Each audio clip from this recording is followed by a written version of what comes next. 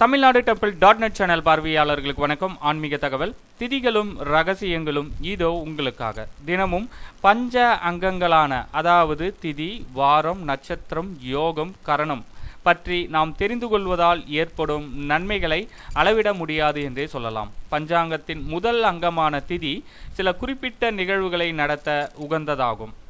மேலும் திதி செல்வ விருத்தியை வழங்குவதில் முக்கிய பங்கு வகிக்கிறது என்றே நாம் சொல்லலாம்.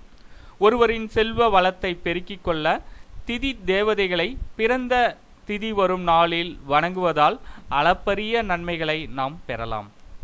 திதி என்பது வானில் சூரியன் மற்றும் சந்திரனுக்கு இடையே உள்ள தூரமாகும்.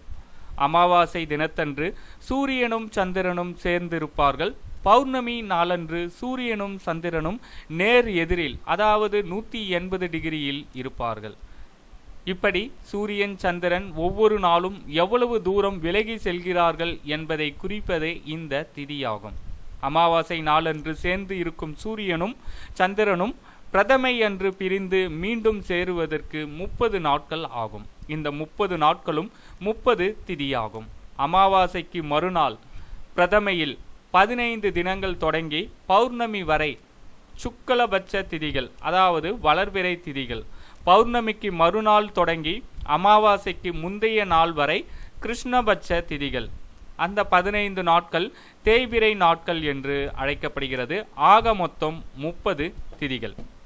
பஞ்சபூதங்களில் நீர் தத்துவத்தை குறிப்பது இந்த திதி. ஒருவரின் உணர்ச்சிகள், ஆசைகள் மற்றும் உறவு முறையை பேணுவதில் அவருக்கு உண்டான தகுதியை சுட்டிக்காட்டுவது திதி. திதி சந்திரனின் தினமாகும். பஞ்சாங்கத்தில் குறிப்பிட்ட நாளில் எந்த திதி என்று கொடுக்கப்பட்டிருப்பதை நீங்கள் பார்த்திருப்பீர்கள். அந்த திதி எத்தனை நாழிகை வினாடி வரை அந்த நாளில் வியாபித்திருக்கும் என்றும் அதில் கொடுக்கப்பட்டிருக்கும். அந்த திதிக்கு ஏற்ப காரியங்களில் ஈடுபடுவது என்பது உங்களுக்கு வெற்றியை அளிக்கும்.